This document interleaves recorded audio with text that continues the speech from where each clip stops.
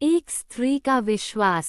एक गांव में एक ब्राह्मण अपने पत्नी के साथ रहता था। पत्नी मुफ्त थी, इसलिए ब्राह्मण के कुटुंबियों संग उसकी बनती नहीं थी।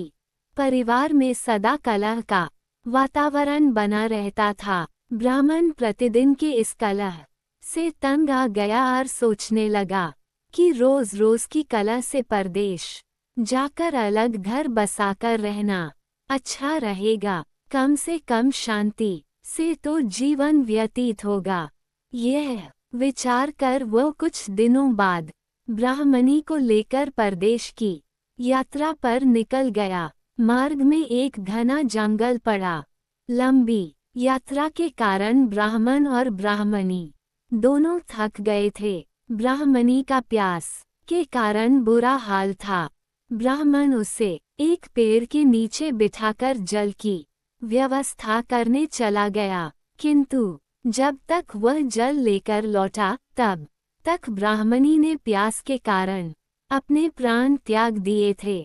ब्राह्मणी को मृत देखा ब्राह्मण बहुत दुखी हुआ। वह ईश्वर से प्रार्थना करने लगा, हे ईश्वर, मैं अपनी पत्नी के साथ नया जीवन आरंभ करने परदेश जा रहा था। तूने उसके ही प्राण हर लिए। कृपा कर भगवान, मेरी पत्नी में पुनः प्राण फूंक दे।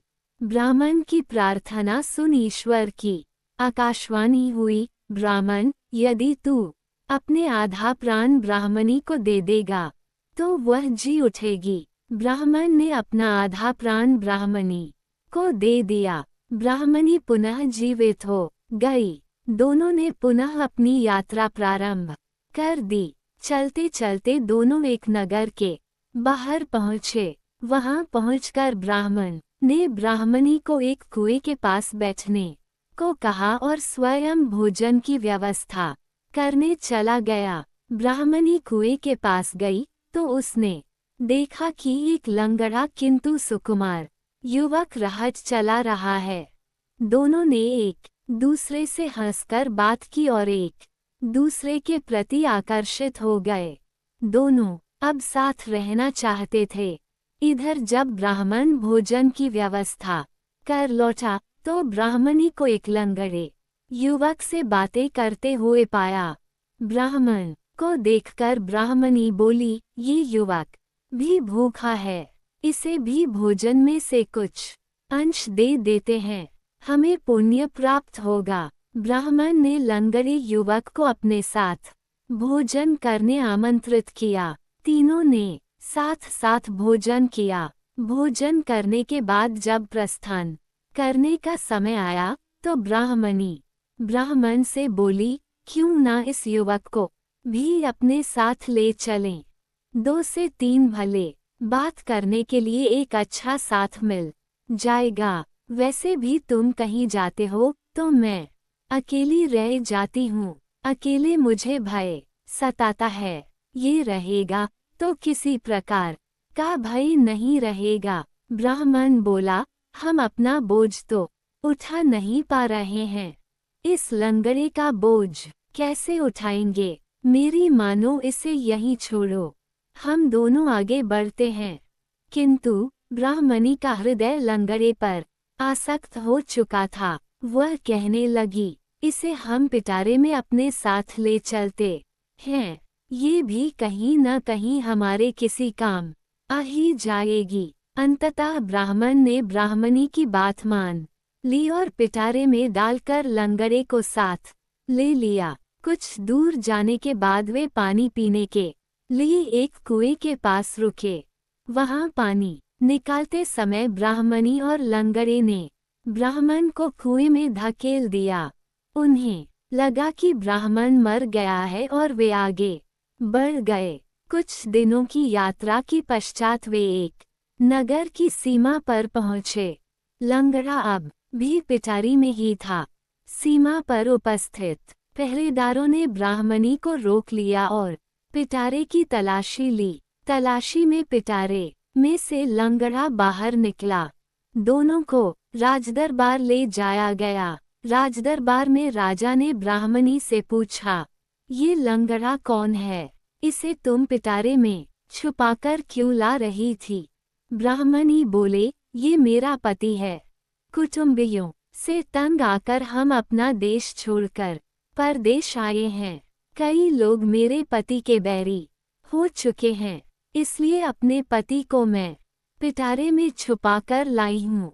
कृपा कर आप इस नगर में हमें निवास करने की अनुमति प्रदान कर उपकार करें।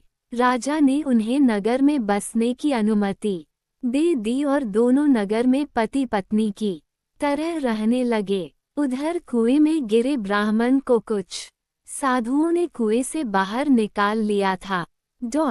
कुछ दिन साधुओं के साथ रहकर ब्राह्मण उसी नगर में आ गया जहां ब्राह्मणी लंगड़े के साथ रह रही थी।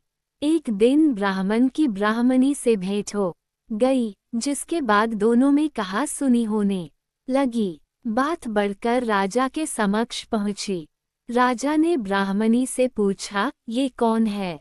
ब्राह्मणी बोली, ये मेरे पति का बैरी है, उसे मारने आया है, इसे मृत्यु दंड दीजिए। राजा ने ब्राह्मण को मृत्यु दंड की आज्ञा दी, जिसे सुनकर ब्राह्मण बोला, महाराज, आपका दिया हर दंड मुझे स्वीकार है, किंतु मेरी एक विनती सुन लीजिए। इस स्त्री के पास मेरा कुछ है, उसे दिलवा दीजिए। राजा ने ब्राह्मणी से पूछा, इस व्यक्ति का कुछ तुम्हारे पास है क्या? ब्राह्मणी बोली, नहीं महाराज, मेरे पास इसका कुछ भी नहीं, ये झूठ बोल रहा है। तब ब्राह्मण बोला, तूने मेरे प्राणों का आधा भाग लिया है, ईश्वर इसका साक्षी है। ईश्वर से डर स्त्री, अन्यथा बहुत बुरा परिणाम भोगेगी। ब्राह्मणी यह बात सुनकर डर गई और बोली, जो कुछ भी मैंने तुझसे लिया है वो तुझे वापस करने का मैं वचन देती हूँ। ये कहना थी कि ब्राह्मणी नीचे गिर गई और वहीं मर गई। उसके आधे प्राण अब वापस ब्राह्मण में समा गए थे। ब्राह्मण ने राजा को समस्त वृतांत कह सुनाया। सारी बात जानने के बाद राजा ने लंगड़े को उसकी करतूत के लिए कारावास में डाल दिया। सीख, बुरे कर्म का बुरा फल मिलता है। जिसने आप पर उपकार किया हो उसके प्रति कृतज्ञ रहो। संबंधों में प्रेम और विश्वास को महत्व दो। किसी से